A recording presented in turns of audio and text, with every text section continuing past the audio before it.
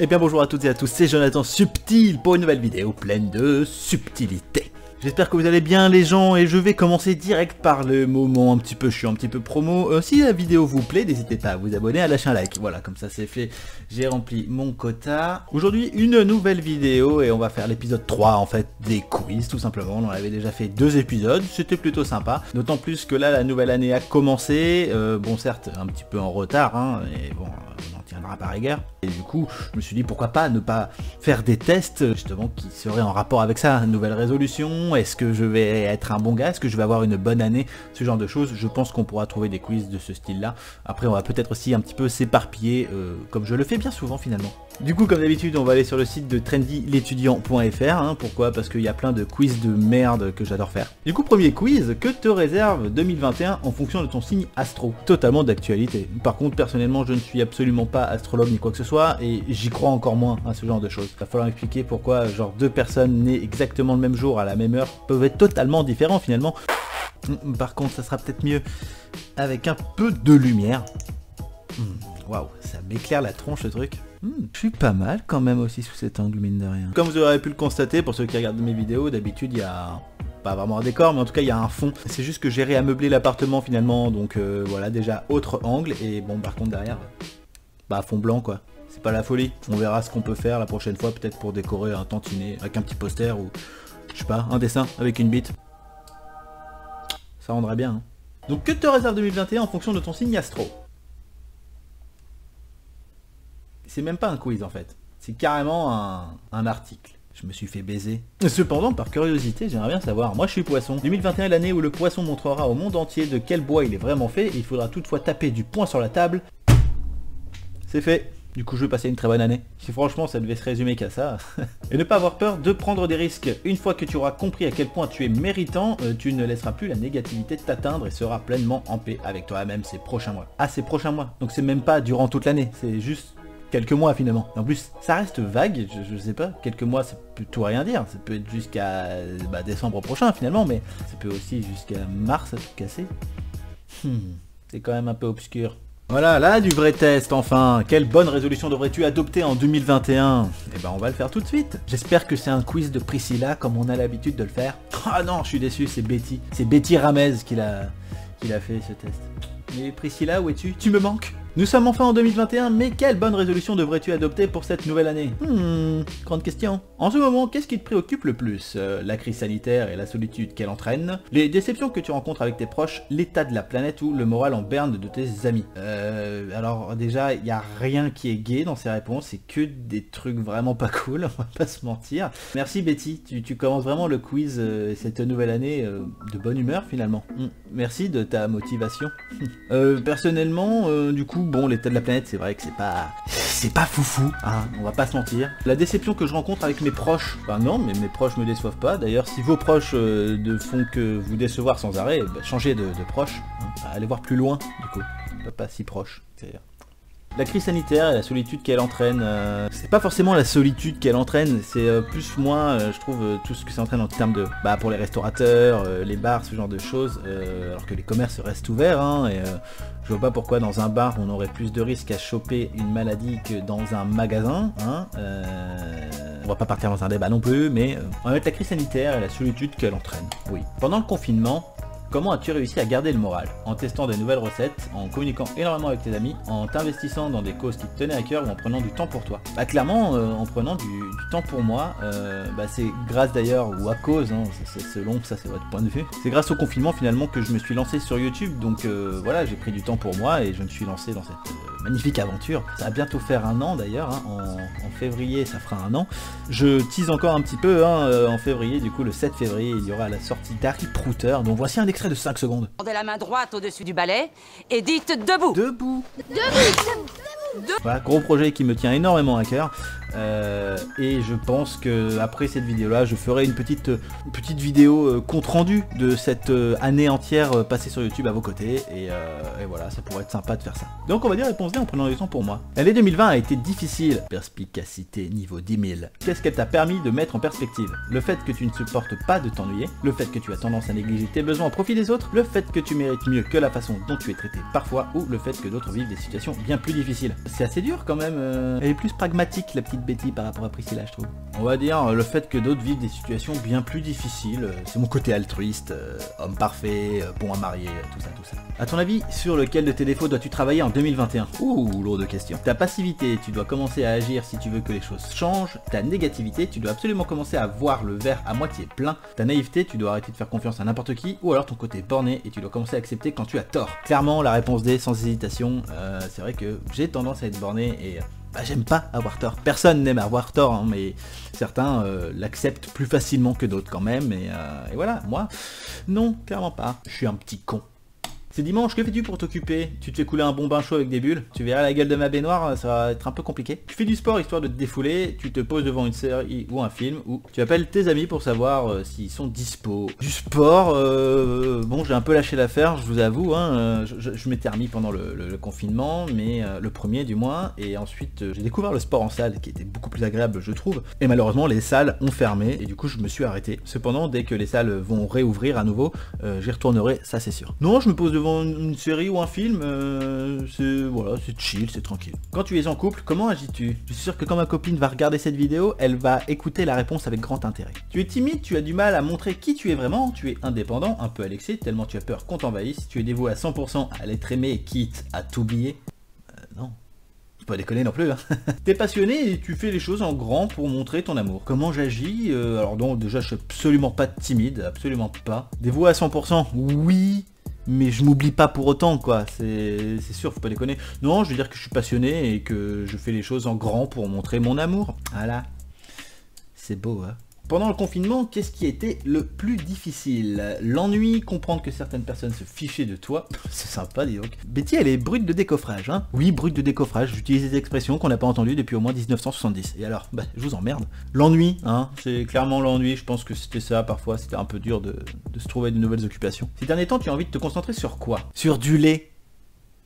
Pour faire du lait concentré. Sur une passion que tu ne prends pas la peine d'exploiter. Sur toi, même si cela te semble compliqué tant tu es tourné vers les autres. Sur les gens de ton entourage qui en valent vraiment la peine. Ou sur la préservation de notre planète.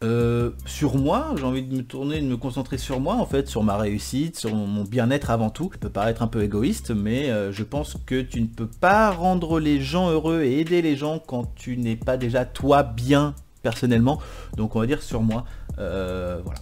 Dans une philosophie là, c'est très profond comme quiz. Quel mot te correspond le mieux? Persévérant, attentionné, original ou gentil? À peu près tout quand même, hein. Je pense que je suis attentionné, j'aime bien, je sais pas moi, être proche de mes potes, ce genre de trucs, passer du temps aussi avec ma copine, voilà, j'aime bien les gens, en fait. Sauf évidemment les gens différents, on va couper ça au montage. Quel est ton rôle dans ton groupe d'amis? Tu es celui qui écoute ou donne des conseils? Tu es le pitre qui fait rire tout le monde? Tu es le ou la naïve qui est souvent déçu de s'être autant investi, ou tu es le fonceur qui ne réfléchit pas deux fois avant de se lancer? Moi je suis un peu le pitre, le blaireau, le petit con. Eh ben écoutez, il faut que je me lance dans une nouvelle activité apparemment, donc YouTube n'est pas fait pour moi. En 2021, tu devrais prendre la bonne résolution de te lancer dans une nouvelle activité, qu'elle soit sportive ou artistique. Tu as terriblement besoin de faire quelque chose qui te fera vibrer et qui occupera tes journées. En 2020, tu as réalisé que tu avais bien du mal à ne rien faire et que tu avais envie d'exploiter une de tes passions. Alors c'est le moment de le faire et de t'investir à fond car la vie est trop courte. 50% du coup, me lancer dans une activité, ensuite à égalité à 20% de prendre soin de moi ou réduire mon impact sur la planète, et 10% sur prendre mes distances avec les gens toxiques de ma vie. Du coup, il faut que je me lance dans une nouvelle activité. Eh bien, ma nouvelle activité va être de continuer mon aventure YouTube à vos côtés. Oui, parce que j'aime bien et je vous aime bien. Et je vous remercie d'ailleurs d'être doucement, mais sûrement de plus en plus nombreux sur ma chaîne. Allez, test numéro 2, tiens, un petit peu d'amour, un petit peu de love, un petit peu de... Voilà, c'est début d'année, donc au lieu de brasser direct des mauvaises choses, autant parler un petit peu d'amour, hein, un petit peu de positif dans la vie, c'est bien, non? Donc, quel est mon langage amoureux? C'est toujours Betty Ramez. Priscilla, tu as disparu. Où est Priscilla? De quoi as-tu vraiment besoin en amour et comment communiques-tu avec les autres? Fais notre test pour le découvrir. Tu es triste aujourd'hui. Quelle est ta meilleure solution pour que tu retrouves le moral? Te dire des mots réconfortants? T'offrir un cadeau pour te changer les idées? Te prendre dans les bras ou écouter avec attention ce que tu dis pour vraiment comprendre tes sentiments? Moi, quand je vais pas très bien, certes je peux en discuter et tout, mais c'est pas le truc qui me viendrait direct à l'esprit en fait. J'irais surtout chercher du réconfort, donc clairement moi, un petit câlin, je trouve qu'il y a rien de mieux pour te ressaisir un petit peu, tu vois. La chaleur humaine, tout ça, tu connais, hein. Et ensuite viendra la discussion, mais d'abord un petit peu de réconfort. C'est sympa en fait de faire des câlins aux gens qu'on aime. Franchement, j'adore ça moi. Je suis très câlin. Oh yo, mon petit Yoshi, trop mignon, vous voyez. Tiens, mets-toi là. C'est bien là. Dis bonjour. Tu as beaucoup de travail et tu ne sais plus comment gérer. Qu'est-ce qui peut t'aider? Te dire quand tu es capable de tout surmonter, te proposer de faire une pause et d'aller te changer les idées à l'extérieur, que l'on te caresse l'épaule. Ça devient gênant en fait. Qu'on me caresse l'épaule pour me dire qu'on pense à moi, ou alors m'offrir quelque chose pour m'aider à tenir le coup. Personnellement, moi, qu'on me propose une petite pause et d'aller me changer les idées à l'extérieur, c'est bien, ça permet de faire un petit peu un break et de se revigorer un petit peu la tête et tout, de respirer finalement, et je pense que c'est clairement pour moi la meilleure chose. Ton ou ta partenaire est partie en vacances avec ses amis, qu'est-ce qui sera important pour toi dès son retour? Qu'elle te dise combien tu lui as manqué, qu'elle te prenne dans ses bras longuement, qu'elle t'ait ramené quelque chose de là-bas, ou qu'elle te raconte ce qu'elle a fait et te demande ce que tu as fait en son absence. Eh bien, à peu près tout, enfin clairement, après ça dépend où elle est partie, hein. C'est sûr que la personne part à Melun, je compte pas forcément à ce qu'elle ramène un souvenir de Melun, hein. Bon, big up à Melun évidemment, hein, j'ai rien contre cette ville, mais il y a plus glamour et un peu plus touristique on va dire. Quelle est la meilleure façon de te prouver que l'on tient à toi? Avoir des gestes tendres envers toi, t'offrir des cadeaux symboliques, te le dire chaque jour ou passer des moments de qualité. Alors qu'on me le dise oui, mais tous les jours ça va forcément finir par me casser les couilles à un moment donné, hein, on va pas se mentir. Je pense que passer des moments un peu privilégiés, c'est peut-être le meilleur moyen de prouver à quelqu'un qu'on tient à elle finalement. Parce qu'offrir des cadeaux, non ça suffit pas. Franchement passer des moments avec, clairement c'est ce qu'il y a de mieux. Qu'est-ce qui peut te blesser le plus en amour? Que l'on rejette physiquement, que l'on ne passe jamais de temps avec toi, que l'on te montre jamais que l'on t'aime à travers des actes, ou que l'on te dise des mots durs. Des mots durs pour moi ça revient un petit peu à être un petit peu insultant, ou voilà, c'est aussi de la torture un peu psychologique, ça peut faire mal, les mots peuvent vraiment faire plus de mal que les gestes, donc faites attention quand vous parlez aux gens, voilà. Qu'est-ce qui te réjouit le plus à l'approche des fêtes? Pouvoir enlacer de nouveau tes proches, passer des moments avec ceux et celles que tu aimes, offrir les cadeaux que l'on a spécialement choisis pour toi, ou pouvoir enfin dire de vive voix à tes proches que tu les aimes. Passer des moments avec les personnes que j'aime, comme ça me permettra de leur dire de vive voix que je les aime aussi. Pour moi les deux vont ensemble aussi. D'ailleurs, encore une fois, hein, comme la question précédente, passer des moments de qualité, des moments avec les gens qu'on aime, toujours, oui. Il y a un lien, il y a un fil conducteur, c'est fascinant, bravo Betty, tu es vraiment très forte. Quelle est la plus belle chose que l'on peut te dire? Je suis là pour toi, n'importe quand. Je suis tellement heureux que tu fasses partie de ma vie. Je me sens si bien dans tes bras où je t'ai apporté quelque chose que j'ai choisi spécialement pour toi. Juste ouais, je suis tellement heureux que tu fasses partie de ma vie. Je trouve qu'il n'y a rien de plus gratifiant finalement que de la reconnaissance. C'est comme quand on s'abonne à ma chaîne. Quand je gagne des nouveaux abonnés, pour moi c'est hyper gratifiant. C'est pas grand chose, mais ça fait du bien. Donc si vous n'avez pas compris le message, abonnez-vous bande d'enfoirés et cliquez sur la cloche. J'ai déjà dit en début de vidéo, mais là je le redis. Vous pouvez aussi vous abonner à Instagram. Non parce que si vous le faites pas, moi je serai pas forcément hyper heureux, alors que si vous le faites, ça va faire boum boum dans mon cœur. Qu'est-ce que tu préfères faire quand t'es en couple? Discuter à cœur ouvert, faire de belles déclarations d'amour, l'amour, tout simplement, hein. Surprendre ton ou ta partenaire avec des petits cadeaux. Moi j'aime bien faire des petits cadeaux à ma petite femme, mais c'est pas encore une fois des gros cadeaux si tu veux, c'est plus dans le sens des petites attentions. Genre je sais pas moi, tu lui apportes le petit déj joli, tu lui prépares un bon repas, ce genre de petits trucs, tu vois, c'est du petit cadeau, c'est des petits gestes, et moi ça j'adore. Évidemment, j'adore faire l'amour, hein, on va pas se mentir, qui n'aime pas ça? Même les prêtres adorent ça, hein, c'est bien connu. Ça aussi, il faudra le couper au montage. Et quel est enfin ton plus gros défaut? La méfiance, mon émotivité, mon côté irréfléchi, mon exigence. Mon côté irréfléchi, parfois. J'ai tendance à pas réfléchir dans ce que je fais. Parfois, dans mon cerveau, c'est un énorme mindfuck complet. Donc, ouais, on va dire mon côté irréfléchi. Parfois un peu immature. Le contact physique. Ah, oula, attendez, contact physique. Mais pas seulement, il y a quand même 3 égalités. Égalité entre le contact physique, les mots et les moments de qualité. Et 10% sur les cadeaux. D'un côté, ça me rassure, ça prouve pour moi que je ne suis pas forcément un matérialiste. Pour toi, montrer son amour passe avant tout par le contact physique. Tu as besoin de câlins et de caresses pour vraiment sentir que l'on t'aime. T'es persuadé que beaucoup de messages peuvent passer par le toucher. D'ailleurs, il n'y a rien de mieux pour te réconforter lorsque tu n'es pas bien. Et évidemment, si l'on te rejette physiquement, cela te causera énormément de peine. Tu es donc quelqu'un de tactile qui communique ton amour ainsi. Voilà, donc la prochaine fois, si jamais vous voulez me croiser dans la rue, n'hésitez pas à me toucher. Et bien pour le troisième et dernier quiz, on va rester encore dans le thème d'Harry Potter. Quel personnage d'Harry Potter sera ton ou ta meilleure amie? Je rappelle qu'Harry Potter sort le 6 février, ça fait 36 000 fois que j'arrête pas de le répéter. Donc voici un extrait de 5 secondes. Tendez la main droite au-dessus du balai et dites debout. Debout. Déçu, hein. Bah oui, c'est le même extrait, je vais pas à chaque fois, enfin sinon il y aura plus de surprise quand ça sortira, donc... Donc, quel personnage d'Harry Potter serait mon ou ma meilleure amie? J'espère que c'est Hermione. Ou Croutard. Croutard, il est sexy. Tu adores les personnages de la saga de J.K. Rowling. Découvre tout de suite qui serait ton ou ta meilleure amie dans Harry Potter. Si tu étudies à Poudlard, quelle serait ta matière favorite? Les cours de vol, la métamorphose, les sortilèges ou la défense contre les forces du mal? Clairement, moi, cours de vol, ce serait trop stylé de pouvoir voler sur un balai. Bon, faut avouer que c'est pas non plus le truc le plus confortable au monde, mais tu rajoutes une petite selle et puis c'est bon. Quelle boutique du chemin de traverse rêverais-tu de visiter? Le magasin qui vend des accessoires pour le Quidditch, Fleury et Bottes, la ménagerie magique ou Weasley, farce et attrape pour sorciers facétieux. Clairement, ouais, le magasin des Weasley, il doit y avoir des conneries là-dedans, ça doit être assez fabuleux. Puis moi j'adore me balader dans des magasins où tu sais il y a plein de petites bricoles, des petits trucs rigolos, enfin je suis un gros gamin moi. Avec quel personnage d'Harry Potter voudrais-tu vivre une histoire d'amour? Oh j'ai ma réponse directe. Hermione elle est où? Elle est où? Elle est où? Quel serait ton ou ta professeur préférée si tu étudies à Poudlard? Le professeur McGonagall, le professeur Lupin, le professeur Flitwick ou le professeur Bibine? Professeur Lupin, ouais, clairement. Après, s'il y avait Maugrey Folleuil, j'aurais pris Maugrey Folleuil. C'est quand même un personnage, je trouve, haut en couleur et assez délirant. J'aurais bien mis... Mais bon, le professeur Lupin a un côté très paternel, très sympa. C'est un bro, c'est un vrai bro, Lupin. Donc, on va mettre le professeur Lupin. Tu as un peu de temps libre devant toi. Que fais-tu pour t'occuper entre deux cours? Tu fais une balade dans le domaine de Poudlard. Ça peut être stylé, parce qu'il faut avouer que la propriété est pas trop mal. C'est légèrement plus grand que mon appart hein, en plus. Tu t'entraînes au Quidditch, tu étudies à fond ou tu vas faire un tour à Préolard? Ouais, un petit tour à Préolard quand même, tu vois, parce que bon, faire une balade dans le domaine de Poudlard c'est bien, mais vu que tu y passes l'année, en théorie, t'as le temps de voir tout ce que tu veux. Alors que tu vois, à Préolard, tu y vas de manière un peu ponctuelle, donc non, on va aller à Préolard, histoire de se taper une bonne bière au beurre. Si tu pouvais affronter un des méchants de la saga Harry Potter, lequel choisirais-tu? Lucius Malfoy, Ombrage, Voldemort ou Bellatrix?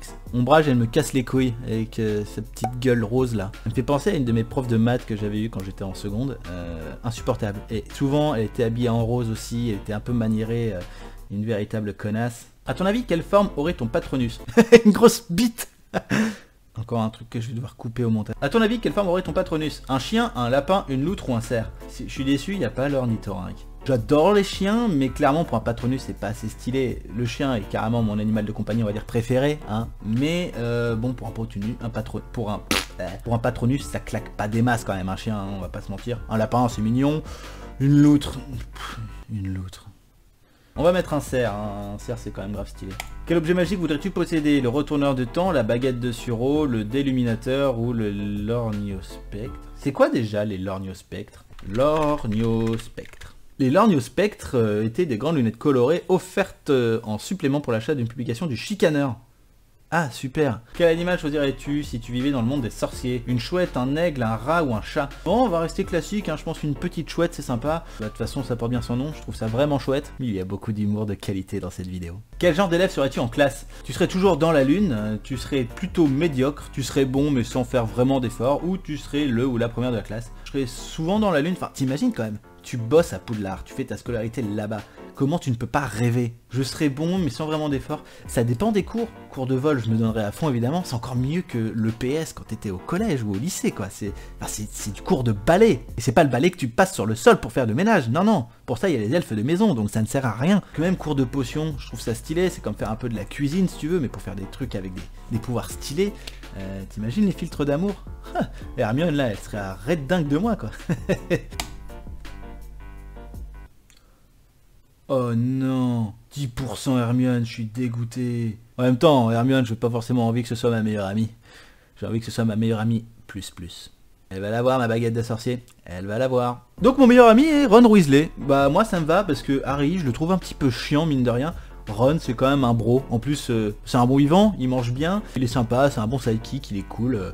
Puis les roues, bordel. Les roues méritent plus de compassion, arrêtez. Puis c'est toujours pratique d'avoir un roue de secours, hein, bien entendu, oui. Ton meilleur ami sera sans aucun doute Ron Weasley. Comme lui, tu es quelqu'un de simple et qui sait apprécier les petits bonheurs de la vie. Mal assuré, mais drôle et intègre, tu es quelqu'un qui rassemble. Parfois vulnérable, tu sais trouver le courage en toi quand la situation l'exige réellement. Véritable bout en train, tu arrives toujours à alléger l'atmosphère quand les choses deviennent trop lourdes. Pourquoi je dis comme ça? Je ne sais pas. Tu ferais donc une paire de folie avec Ron Weasley. Sacré père, hein, évidemment. Je sais, on me l'a toujours dit. Bon bah sur cette bonne blague de beauf, on va se quitter jeunes gens. J'espère que cette vidéo vous aura plu. N'hésitez pas évidemment aussi à me suivre sur Instagram et à vous abonner sur la chaîne si ce n'est pas fait. Ça fait 3 fois que je le dis, ça va devenir chiant cette affaire. Je vous donne rendez-vous dans la prochaine vidéo. Prenez soin de vous et à très bientôt. Ciao ciao.